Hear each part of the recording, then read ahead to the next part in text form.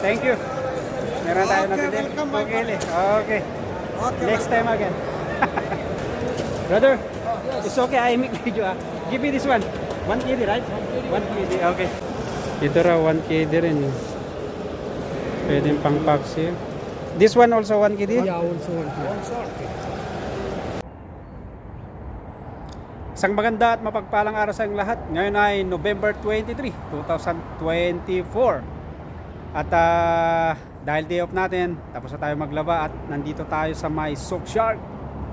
Punta tayo sa may Souk Shark Fish Market at bibili tayo ng pang-ulam nating isda. So halika't samahan nyo ako. 2 days na lang at magpapasko na. Advance Merry Christmas to all.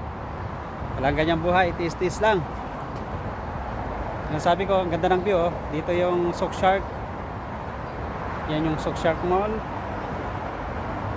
At doon tayo pupunta. Souk Shark Fish Market.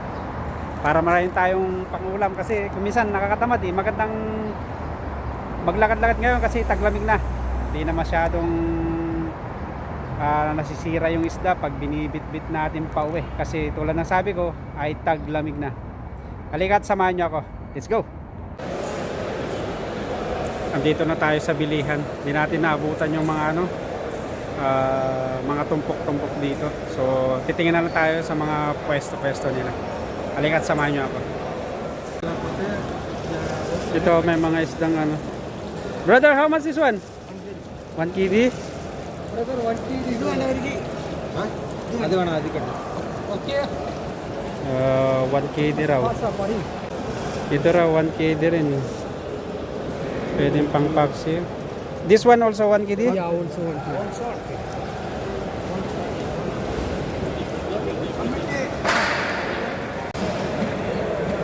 Ito na may nakita na ako kanina. So malilit lang siya pero okay lang. Tigwa 1 KD daw. Brother, it's okay. I make video. Give me this one. 1 KD, right? 1 KD. Okay. Yeah, okay. Thank you.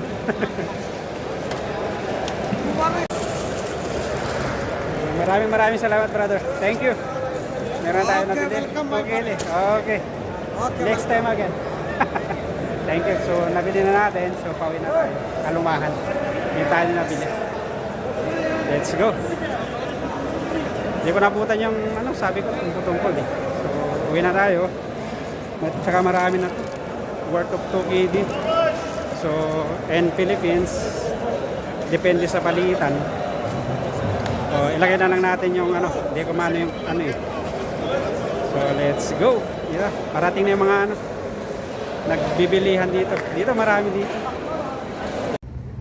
So ito pauwi na tayo at ito na yung binili natin. Mga rin to? Baka mga 6 kilo din to eh. Or 5 to 6 kilo.